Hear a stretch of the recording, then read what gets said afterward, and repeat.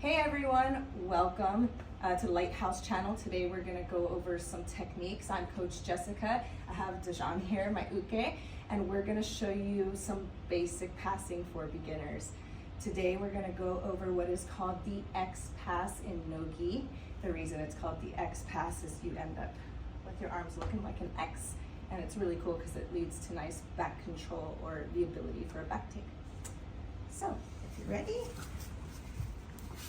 what normally from open guard, our goal is to get past the legs so that we can begin our positional control and attacks. So there's a couple different ways to establish control. You got C grips, got knee grips, ankle grips. You can even grab the feet legally. You just can't grab toes, just so you guys know. So what we're gonna go over today is knee and hip passes. We're gonna do a pinning pass. So what I'm going to do is I'm first going to establish, normally I'll start here like as if I was gonna do a Toryanda pass, but instead I'm going to switch into moving my hand inside his knee, and then the other hand swims in and grabs the hip. You don't wanna stay here long, because as anyone who knows a triangle can see, this is triangle territory. So normally what you would do immediately once you establish these grips is put all your weight on the hip and the knee and do a little side shuffle. And you want to stay far away and try and be away from their legs. Dejan has long legs, so I have to be kind of far away, and I have to keep all my weight on the hand and the hip, and I have my elbow flaring to block the leg from coming inside of my arm, okay? Now what I'm gonna do is I'm gonna do a nice little side shuffle to clear all the way around his legs. Now I'm perpendicular. I went from being parallel to perpendicular. I'm a T. Now what I'm going to do is, see how my hand is kind of like in a weird, like I'm almost wrist locking myself. I'm gonna shift it so it's a cup on his knee. Now my head is gonna go straight for this shoulder while I do the pass to pin it, just so you know. So as I'm coming in, this head is coming here. My knee is getting ready to drop to the floor. I'm gonna shove this way, and this is gonna keep cupping the hip. So I'm coming in, and I'm coming in. So now I'm gonna get some control behind. See how I'm still cupping the hip so he can't scoot away, he can't shrimp away. Immediately I wanna swim behind and come across to start getting my seat belt.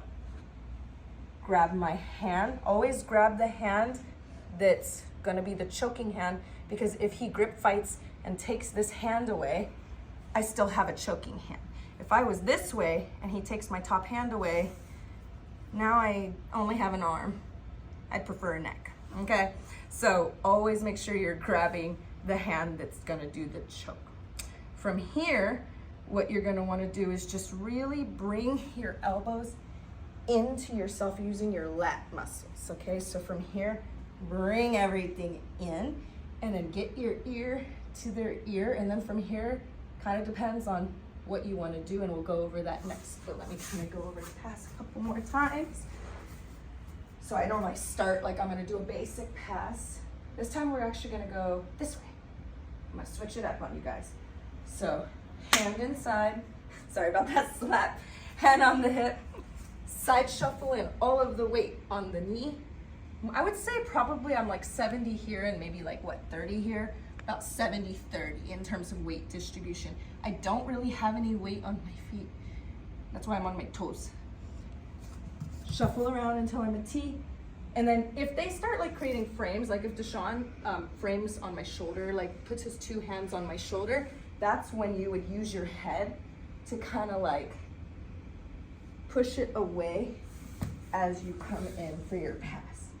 If you guys were wondering what I meant about the head, sometimes you gotta like use your head. From here, see how my shoulder is still attached to him? And then I'm coming around to get my seat belt. I didn't let go of the hip until this was up here. Because if I let go of this before I got this, he can reverse shrimp away from me. So remember, I'm trying to control him. I have this control. Now I have this control. Now I have this control. If I'm gonna take a back, the next thing I would wanna do is get ear to ear, slide my knee up to my own elbow, tighten elbows. And we'll go into that next one more time with the pass. C grips. I'm gonna go a little faster just so you guys can see it in real time.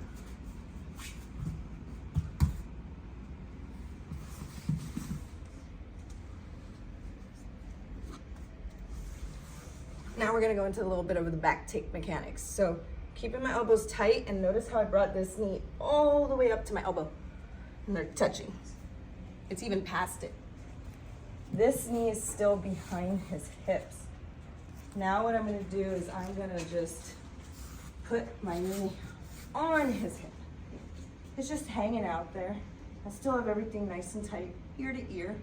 And what I'm gonna do is right now all my weight is like on this butt cheek.